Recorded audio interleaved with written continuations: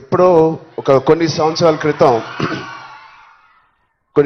క్రితం న్యూస్లో మనం విన్నాం. అరౌండ్ 2014-15లో కొన్ని స్కూల్స్ బయట ఆల్మోస్ట్, అంటే నేను చదివిన స్కూల్స్ బయట గోలీ సోడాలు, పాప్సికల్స్ తినడానికి మేము బండిల దగ్గరికి వెళ్తాం.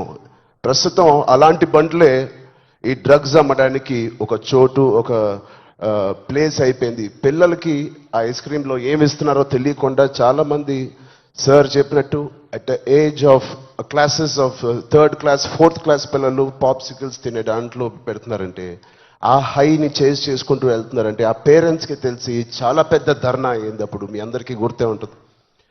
అసలు ఇంత డీప్గా వెళ్ళిపోయింది ఆ సిస్టమ్.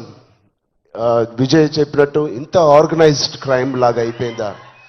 చాలా షాకింగ్ ఉంది, చాలా బాధ వేసింది.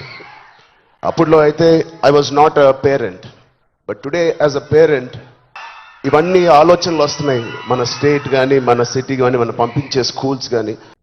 ఇప్పుడు ప్రస్తుతానికైతే ఇంట్లో ఏదో ఆడుకుంటూ హోమ్ స్కూలింగ్ చేపిస్తున్నాం, కానీ రేపు పొద్దున మా పిల్లల్ని బయటికి పంపించాలంటే మాకు కూడా అలా ఇలా ఉంటుంది. అలాగే we should protect our own family. మన సిస్టర్స్, మన బ్రదర్స్, మన ఇంట్లో నుంచి మొదలు పెడతాం. We should protect our family, we should protect our school. మన ఫ్రెండ్స్ని మనం ప్రొటెక్ట్ చేసుకుందాం, మన భవిష్యత్తుని మనమే ప్రొటెక్ట్ చేసుకుందాం. This is very much needed. ఇది ఇంత పెద్ద drugs international drugs day abuse అనేది ఒక రోజు వస్తుందని నేను కూడా కళ్ళు అనుకోలేదు. Will all support Telangana government, rising Telangana గవర్నమెంట్కి. కింద నుంచి భ్రష్టు పట్టిన ఇలాంటి ఒక సొసైటీని క్లీన్ చేసుకుంటూ we will all be part of this development. Thank you so much sir. And I appreciate